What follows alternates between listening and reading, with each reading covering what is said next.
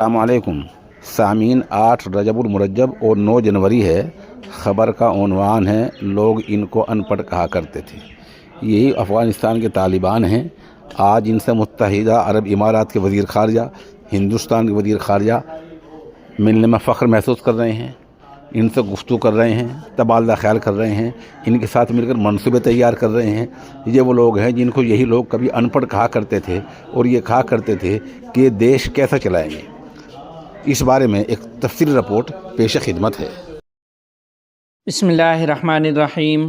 محترم ناظرین، السلام علیکم ورحمۃ اللہ وبرکاتہ۔ افغان وزیر خارجہ مولوی امیر خان متقی کی متحدہ عرب امارات کے وزیر خارجہ شیخ عبداللہ بن زید النہیان سے ملاقات میں دونوں فریق نے افغانستان اور متحدہ عرب امارات کے درمیان دو طرفہ تعلقات، اقتصادی تعاون کے فروغ اور علاقائی امور پر تبادلہ خیال کیا۔ اس کے علاوہ افغانستان اور متحدہ عرب امارات کے درمیان تجارت میں اضافے، بالخصوص افغان اشیاء کی متحدہ عرب امارات میں مارکیٹنگ کے طریقوں پر تبادلہ خیال کیا گیا اور فیصلہ کیا گیا کہ اس پر تکنیکی کام کیا جائے گا۔ افغان وزیر خارجہ نے اماراتی فریق سے کہا کہ وہ افغانوں کو ویزوں کے اجراء میں سہولت فراہم کرے اور افغان حکومت اس عمل پر عمل درآمد کے لیے اپنا کردار ادا کرنے کے لیے تیار ہے۔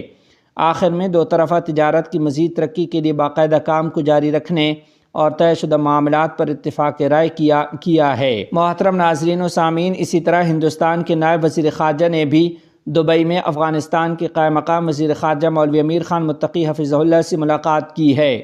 اس ملاقات میں دونوں فریق نے افغانستان کے لیے ہندوستان کی انسانی امداد، دو طرفہ مسائل اور خطے میں سلامتی کی صورتحال سمیت مختلف امور پر تبادلہ خیال کیا۔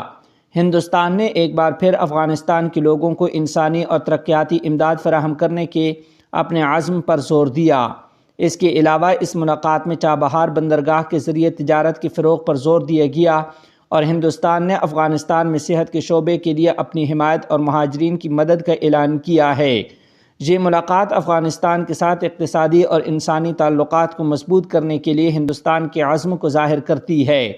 چابہار بندرگاہ کو اسٹریٹجک تجارتی روٹ کے طور پر استعمال کرنے سے افغانستان کی معیشت کو بہتر بنانے اور علاقائی روابط بڑھانے میں مدد مل سکتی ہے۔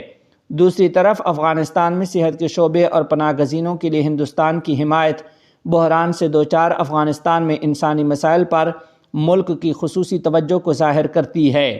افغانستان کے حالات کو مد نظر رکھتے ہوئے یہ تعاون ملک مستحکم تعلقات کو مضبوط بنانے میں مدد دے سکتا ہے۔